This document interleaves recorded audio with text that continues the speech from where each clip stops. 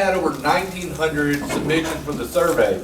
So I was sitting there, it's like, all right, who we gonna have tonight, you know? And to come and see a full house, it really means a lot to me, to the city, but I think it really speaks to how important Lions Park is to our community. The great thing about Lions Park is we have a little more ability to dream, and that's what this is about today. We're gonna start looking at some schematics. Now these schematics draft and form, obviously. You take a little bit of this, a little bit of this, but what we want to do is sort of pull the curtain back to really see what we can envision at this park, and we're going to take a step from there and keep moving forward. We want to make sure the edges and the connections all work to the benefit of the park.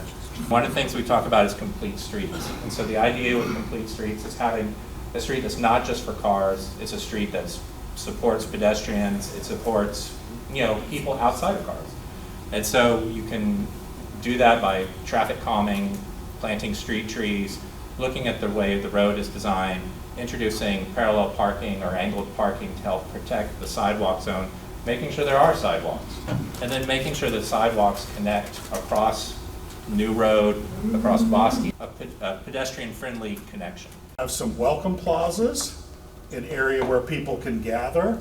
We've got kind of a smaller lawn, a larger event lawn, and then we're showing a pavilion that can be two-sided. Oftentimes in a lot of our parks, when we have a big event, we just beat that lawn to death. And that can happen over a weekend. So sometimes we may have a big event on this lawn and we may close this off for a week, but then this will still be open. In the heart of the park, we're considering maybe a great children's play area. We don't know what all those components may or may not be, but it could include a restroom that's in there. And then we've shown maybe another activity lawn. We think this could be either another lawn, so it could be just for free play. It could include a lawn and courts. So if pickleball was one of those thoughts in that space, or some basketball courts, or a multi-court, which we'll often do, that might take place in here. And we have adults that are looking for things to do in the parks. So this could have maybe interesting seating, some oversized swings, a giant teeter-totter. And again, I'm just kind of talking out loud for what that space may want to be.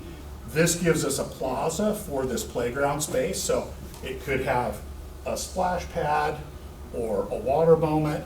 This says, what if we keep part or most of the wall in its existing condition? We're trying to separate ourselves from Bosque. So maybe this becomes our botanical experience. Maybe there's some garden rooms that could find themselves in here. But this wall right now serves as kind of a nice barrier if you've ever had the little ones, and they just go sometimes. And so we think that could be the first program element.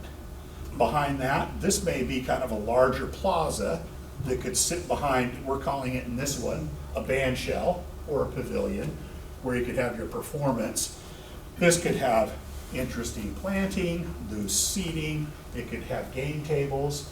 We have everything from ping pong tables to foosball tables outside, bocce courts, cornhole, those types of things.